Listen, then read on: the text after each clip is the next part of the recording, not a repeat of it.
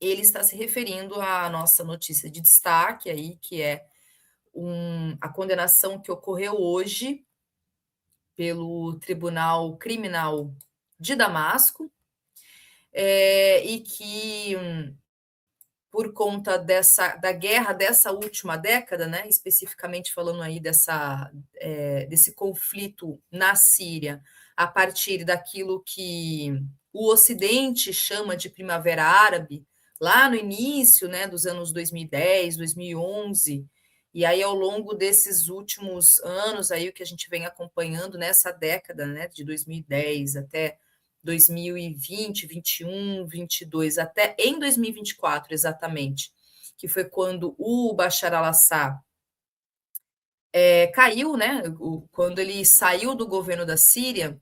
Então, em relação a essa guerra especificamente, que trata daquilo que o Bashar al-Assad foi condenado. Aliás, além dele, o irmão dele, o Maher al-Assad, e o primo Atef Najib também foram condenados, uma condenação cuja pena é a morte, e eles foram considerados culpados dos crimes cometidos ao longo desses quase 14 anos de conflito.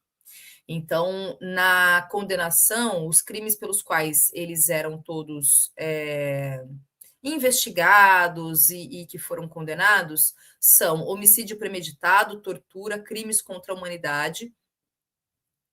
E lembrando que tanto o Bashar al-Assad como o Maher al-Assad, que é o irmão dele, estão atualmente exilados na Rússia.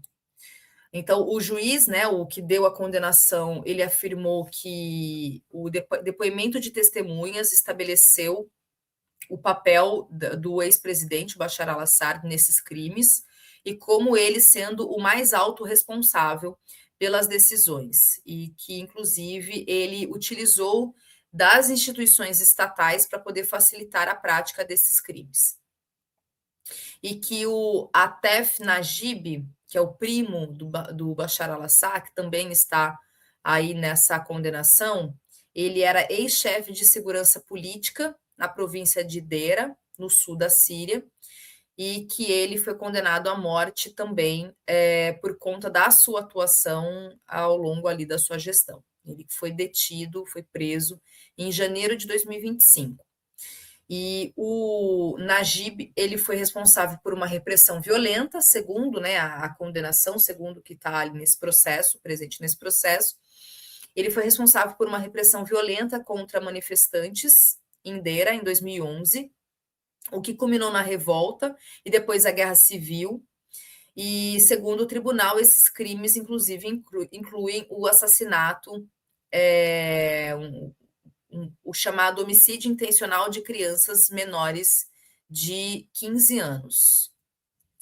E o chefe da Comissão Nacional para a Justiça de Transição, que hoje, né, é quem está ali à frente, que faz parte do governo que está à frente da Síria, e ele está, o Abu Basif Abdulatif, ele disse que essa sentença, no caso do Atef Najib, ela foi destacada como um passo importante rumo à justiça, reparação de direitos das vítimas e defesa do Estado de Direito.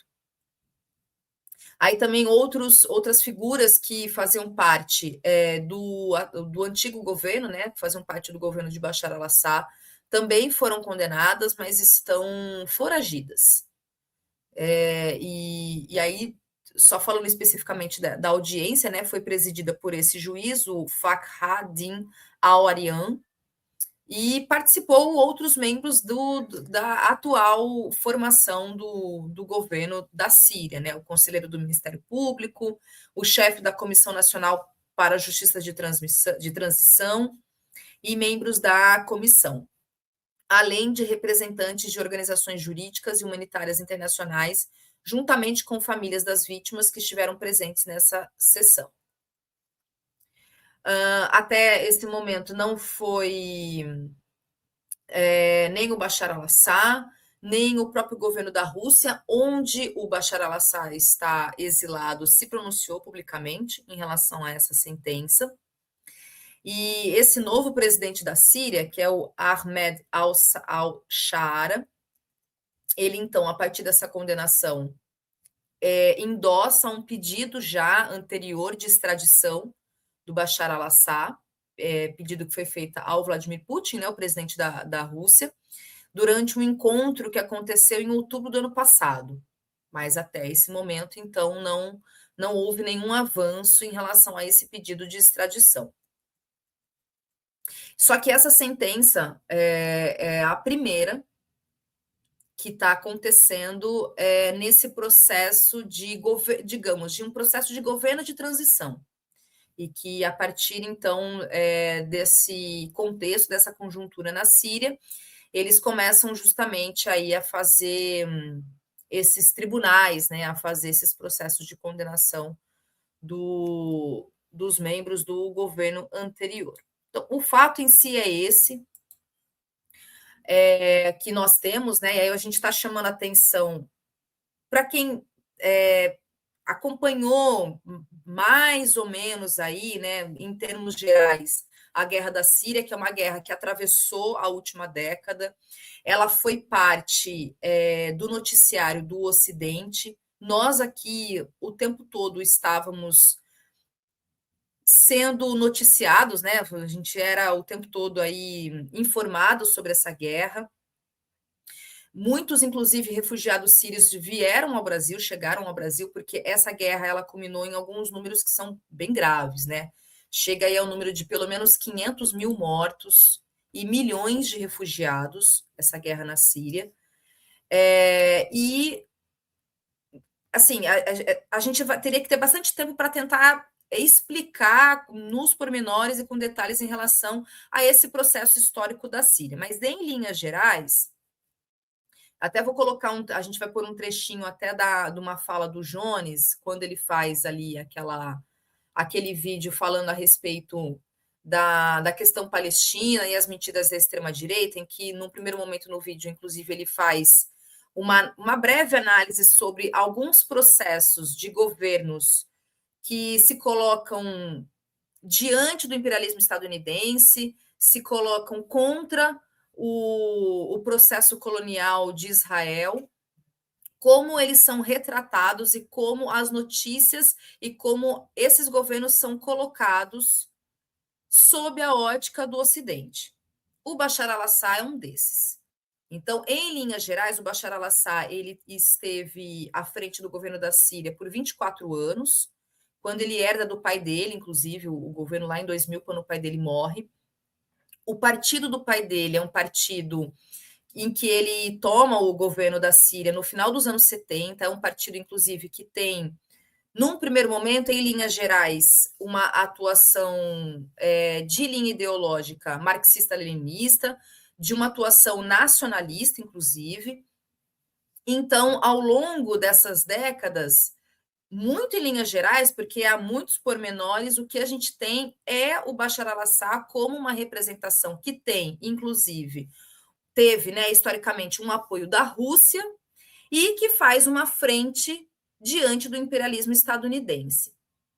Então, eu acho que esse é um ponto de partida para a gente começar a entender a partir da atuação do Bashar al-Assad nesse imenso país que é a Síria. A Síria é um grande país no Oriente Médio e que, inclusive, nesse longo processo dessa guerra civil, passou por um processo do que a gente pode chamar de balcanização, ou seja, uma fragmentação realmente em processos violentos, em que vários grupos acabaram tomando algumas frentes, muitos deles com apoio dos Estados Unidos, com apoio da Turquia também, que tem historicamente muito interesse em relação ao que está acontecendo na Síria, numa parte importante, inclusive, que é o que a gente chama de Kurdistão sírio, que é onde está, o que a gente comentou no começo do programa, né, aquela experiência que passa por Rojava. Ou seja, eu estou falando muito em linhas gerais aqui, porque é isso, né, Iri? A gente precisaria ter bastante tempo para a gente tratar a questão síria, e não é necessariamente isso que a gente vai conseguir fazer aqui, mas é só a gente tentar entender aonde que essa condenação está inserida nesse momento atual, né? De um governo que sim, que passa por processos autoritários, em que passou por esse processo de aprofundamento dessa guerra civil, mas que, evidentemente, a gente não pode tratar como sendo esse um julgamento neutro, nem a partir de um discurso de uma, digamos, retomada democrática do atual governo, que é um atual governo, inclusive, que não se pode necessariamente afirmar que há um alinhamento direto e unilateral aos Estados Unidos, mas que há sim um apoio dos Estados Unidos, porém também há uma relação com a Turquia, e então a gente não tem como tratar esse fato em si, como algo neutro, como algo que está completamente dissociado, descolado um pouco desse contexto que eu estou colocando aqui de maneira bem pincelada, de uma situação muito complexa, que é a situação da Síria. E aí, só um outro detalhe, Eri, que eu queria trazer. Ontem, para quem estava acompanhando o programa aqui, a gente leu a nota de posicionamento do governo da Colômbia, que é um governo agora de extrema-direita, e que, em meio a um terremoto, a gente vai inclusive falar sobre ele aqui também, né, trazer algumas atualizações dessa tragédia que aconteceu na Colômbia, mas em meio a isso que está acontecendo no país, o governo da extrema-direita, agora da Colômbia, fez questão de fazer um pronunciamento e uma nota de apoio ao Estado de Israel em relação ao território das colinas de Golã. Esse território é um território que ele faz fronteira de Israel com a Síria e que na guerra de 1967 Israel toma esse território de maneira ilegal e que ali ele é ocupado, ele foi invadido de maneira ilegal por Israel, que é um território que ao longo dessas décadas todas, né, de 1967 para cá, passa por também situações de conflito entre a Síria e Israel, por conta justamente de um território que está ali na fronteira e que faz parte também, é um dos braços desse processo colonial de Israel no Oriente Médio. Então, essa nota de pronunciamento da Colômbia, que nada mais é que um alinhamento direto com os Estados Unidos e que, portanto, um alinhamento direto com Israel, ela não é descolada também desse processo que está acontecendo na Síria. Então, nada mais é que um aceno e um amém para Israel em algo que, por conta justamente do que está acontecendo na Síria, Israel vai tentar, de fato, tomar de vez e retomar esse processo conflituoso nesse território específico na Síria, que são as colinas de Golã, e que Israel está, como sempre, né, ocupando de maneira ilegal.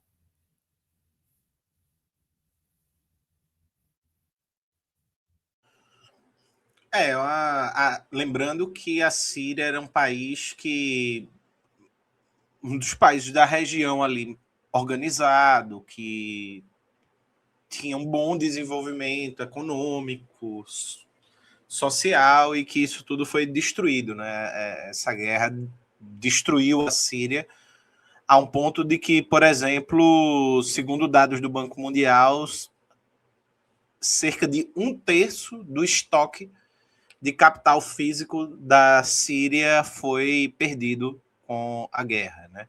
Aproximadamente danos de aproximadamente 216 bilhões. É o quanto está previsto o prejuízo que ficou com a Síria por conta da guerra, né? A economia da Síria, segundo esse mesmo relatório do Banco Mundial, ela encolheu brutalmente depois da guerra, né? Não só por conta de sanções e bloqueios financeiros, mas também houve uma grande destruição de uma estrutura produtiva que era relativamente desenvolvida na Síria. Isso não é para fazer uma contemporização do que com o Bashar al-Assad, não. O que eu estou dizendo é que, com toda desgraça, a Síria era um país relativamente organizado antes dessa guerra, né?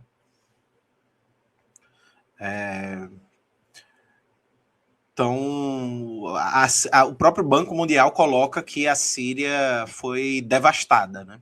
Há uma devastação da Síria que, depois da saída do Bashar al-Assad, teve governos ditatoriais. Agora teve uma eleição, né? Voltou a ter eleição, venceu uma oposição, mas não se tem muita noção do que de fato, se há um caminho político para a Síria ou não. O fato é que a Síria era um país relativamente organizado que foi destruído por conta dos interesses imperialistas na região, na qual, inclusive, a Rússia se colocou ao lado da Síria naquele momento. O Bashar al-Assad, de fato, era um sujeito muito complicado do ponto de vista político, que teve muitas atitudes muito problemáticas como político. De fato, seu governo era muito problemático, porém isso não justifica uma intervenção de outro país. Isso era um problema do povo sírio, para o povo sírio resolver. E não você, para libertar o povo sírio, você destrói o país, leva o país para a bancarrota, destrói a infraestrutura do país, destrói as condições de vida do povo e depois vai embora e se vire com essa tal liberdade. Né? Então, o Bashar al-Assad, na verdade, essa condenação ela é muito mais simbólica e política do que de fato vai ocasionar a morte do Bashar al-Assad. Ele está na Rússia, na Rússia como exilado, né, político na Rússia. E muito provavelmente esse julgamento não tem nenhum impacto, não terá um impacto para além do simbólico político para a Síria, né? Então é uma situação muito difícil, porque a Síria hoje é um país destruído, devastado pela guerra, um povo que estava entre um governo bastante autoritário, né, do Bashar al-Assad, mas que tinha também um país relativamente organizado, e hoje o povo tem um governo que cada hora muda, inclusive continuando com traços autoritários, e o país completamente destruído. Porém, né, com um alinhamento para poder garantir os interesses dos Estados Unidos no sentido de oleodutos, gasodutos, que são elementos que foram importantíssimos para se compreender a guerra na Síria. Né? Enfim, é uma situação em que só o povo sírio perdeu, né? Porque o Bashar al-Assad tá na Rússia, e o povo sírio está vivendo num país completamente destruído, assim, completamente destruído e completamente devastado. E eu acho que é importante destacar que esse pretexto mentiroso sobre democracia, sobre acusar um determinado governo de ser ditador, acusar um determinado governo de cometer crimes, e não necessariamente significa que os Estados Unidos ou Israel, ou quem quer que apoie qualquer tipo de ação militar e financiar, inclusive, belicamente, lideranças e grupos para que o próprio país entre numa guerra interna, significa que eles estão preocupados com esse povo. Essa é uma grande mentira contada e é uma fórmula bastante conhecida do que a gente já sabe como funciona a partir da atuação dos Estados Unidos. A gente tem acompanhado, tem visto isso, por exemplo, no Irã. Né? Nós estamos acompanhando exatamente nesse momento o pretexto e aquilo que se tenta falar a respeito de um governo teocrático, com todos os seus problemas, com todas as suas violações de direitos humanos, as suas restrições de liberdades individuais e tudo aquilo que precisa ser falado e criticado. Mas o fato é que esse discurso mentiroso e cínico de quem diz de quem utiliza esse tipo de argumento para dizer que vai levar qualquer tipo de civilidade, de democracia, é apenas uma grande mentira, porque os interesses eles são apenas de poder econômico, de acesso àquele país, àquela região, para dominação colonial e com um saldo de mortes e de imigração em massa, de refugiados em massa. Então, por exemplo, tem uma pergunta aqui, o Gilberto fala, é importante definir governo problemático. Quem define isso? Quando a gente faz essas ponderações em relação a como o governo do Bashar al-Assad precisa estar inserido num contexto, e num contexto justamente de um governo que faz uma frente de resistência, uma frente crítica ao imperialismo estadunidense, não significa que a gente está relativizando e passando pano para os crimes cometidos, para a atuação autoritária e as violações cometidas por esse ou aquele governo. Mas acho que só é preciso a gente poder colocar isso em perspectiva, porque senão a gente vai endossar uma narrativa, endossar um discurso que é um discurso que chega para a gente pronto, a partir do que a grande mídia, a grande imprensa do Ocidente, não só a brasileira ela só repercute, ela só copia e cola daquilo que está definido a partir do que é ser antidemocrático, do que é ser autoritário, do que é cometer violações dos direitos humanos, do que é, de fato, ser condenável, inclusive condenável à morte.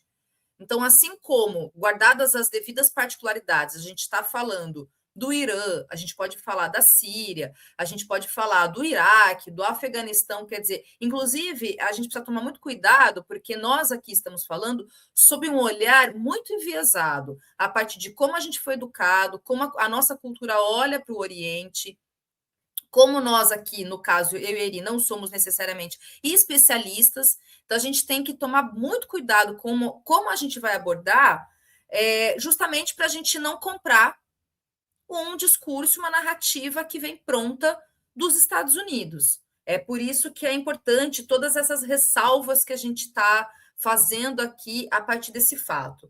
E como esse fato ele precisa ser colocado em contexto, né? E aí tem um trecho como eu falei, do vídeo do Jones, que eu acho que vale a pena, é um trecho curtinho, que ele está falando sobre a questão das mentiras da extrema-direita, mas acho que é válido a gente colocar aqui para a gente poder acompanhar. Negra para as mulheres e por aí vai.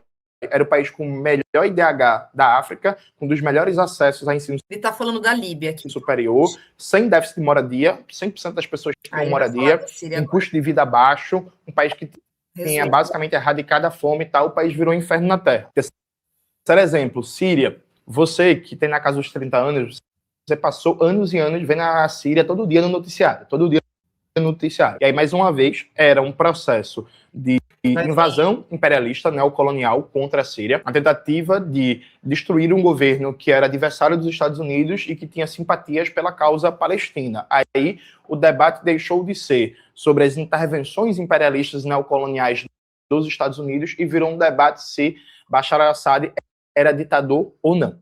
Bashar al-Assad era ditador ou não. Bashar al-Assad era ditador ou não. O governo é autoritário ou não. O governo é autoritário ou não. O governo é autoritário ou não. Aí, o que acontece? O que sempre acontece. Depois que o objetivo é alcançado, milhões de sírios foram mortos, tiveram que fugir, foram deslocados de suas casas e por aí vai. Aí o governo Bashar al-Assad é derrubado, acabou o assunto. Reparem, você passou uns 10 anos ouvindo falar praticamente toda semana da Síria nos noticiários. Acabou notícia sobre a Síria, né? Acabou notícia sobre a Síria. E aí o país foi jogado na miséria, na fome em massa, com milhares e milhares e milhares de refugiados, milhares de pessoas morreram, milhares de pessoas ficaram com sequelas físicas e mentais dos anos e anos de invasão imperialista, todas as tragédias que aconteceram ali. O grupo que tomou o governo é um grupo fundamentalista, reacionário, que persegue o direito dos seguidores de Cristo, sejam católicos, sejam ortodoxos, que tinham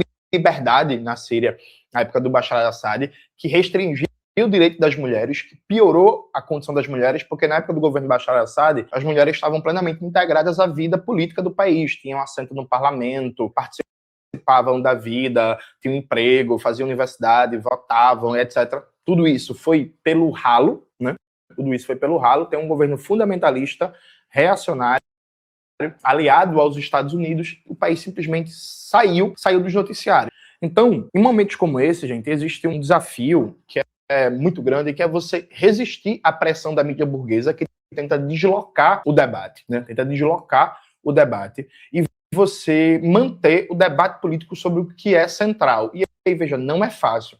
É muito mais fácil assumir uma posição de dois ladismos, né? Quer dizer assim, não, eu sou contra o governo Gaddafi, mas eu sou contra o imperialismo. Meu irmão, veja, a questão não é ser contra o governo Gaddafi, a questão é que tem uma invasão imperialista contra o país que está usando de mentiras, inclusive. Ah, não, eu sou contra o governo sírio, mas eu sou contra também a ação dos Estados Unidos, do Estado Islâmico e por aí vai. Mas, gente, a questão é, tem uma invasão imperialista, neocolonial, contra o país que está matando milhares de pessoas, que está provocando miséria, está provocando fome, está provocando violência em massa e que quer derrubar um governo que não tinha boas relações com os Estados Unidos, que tinha uma simpatia pela causa palestina, que tinha boas relações com o Irã, com o Hezbollah, e queriam colocar um governo fundamentalista reacionário e colocaram. E sumiu as notícias, né? Sumiu as matérias. Ninguém fala mais da Síria, né? Acabou o assunto. Então, veja, existe um elemento de coragem política de você sustentar o debate. Bom, aqui daí o restante, para quem viu, o Jones, na verdade, ele faz essa contextualização desses vários casos, né? Líbia, no caso do Gaddafi, a Síria, no caso do Bashar al-Assad, para justamente tratar um pouco disso que a gente está falando aqui, né? De como a coisa chega para nós, chega muito pronta, e a gente tem que ponderar para não ficar assimilando aí um discurso que é um discurso, ao fim e ao cabo, de apoio às ações imperialistas e coloniais dos Estados Unidos e naquela região especificamente, com o seu braço colonial, que é o Estado de Israel. É isso, assim, ante uma... É claro, né, como você falou, né, não sou um conhecedor da Síria. É isso, por isso que eu disse, era um governo complicado, né? Um governo complicado, que tinha traços autoritários, etc. Eu não conheço mais do que isso, muito mais do que isso. O fato é que, diante de uma invasão imperialista, não tem como você tergiversar. É isso, assim, você não... Quando foi que os Estados Unidos resolveu o problema de alguém?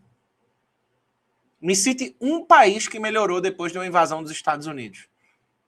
Não tem, assim.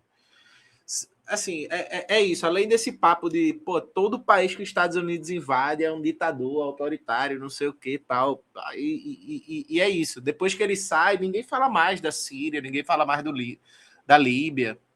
Nem nada, não fala nada. O Gaddafi era um monstro. Pronto, tirou o Gaddafi. O que aconteceu com a Líbia? Tá melhor? Isso não é colocado no debate público. É por isso que tem gente que diz assim, não, Estados Unidos tem que invadir o Brasil. Mas já viu o que acontece com os países depois que os Estados Unidos invadem? Isso não aparece em nenhum momento, né? Então, cria-se os Estados Unidos se vende como a polícia do mundo e, como toda polícia, ela só entra, mata e vai embora. Pega o que ela quer e vai embora. E fim. Então, Líbia, Síria, etc. Eu sei que o Gaddafi o Gaddafi nem, assim, não tinha, pelo que eu sei, não tinha tantos problemas quanto o Bashar al-Assad. Eu sei que o Bashar al-Assad tinha algumas acusações aí que a ONU investigava, etc., que eu não sei ao certo a veracidade, mas tinha. Ou seja, era um sujeito que parecia mais complicado, que parecia ter mais traços autoritários, etc. Mesmo que fosse uma ditadura miserável, não sei o que, esse tipo de coisa. E veja, considerando que era. É um problema do povo sírio. É o povo sírio. Seremos solidários ao povo sírio e todo esse tipo de coisa, mas é uma questão que é a soberania do povo sírio. É eles que precisam resolver. Eles vão resolver isso. Então, as pessoas têm direito à autodeterminação. E não os Estados Unidos dar uma de polícia do mundo, que nunca é por justiça, é por interesse próprio, e vai e invade com esse tipo de discurso, né? Aí o Longa dizendo aí, Coreia do Norte foi invadida, mas perdeu, né? É a exceção, né? Os Estados Unidos perdeu naquele caso, né? Enfim, estou falando em invasões que os Estados Unidos foi levar à democracia ao longo do século XX. A maioria das invasões que os Estados Unidos teve foi para levar a democracia, questões políticas, etc. Então, pegue, por exemplo, o relato do livro Método Jacarta. Síria, Líbano, Afeganistão, Iraque. Vamos ver como é que estão esses países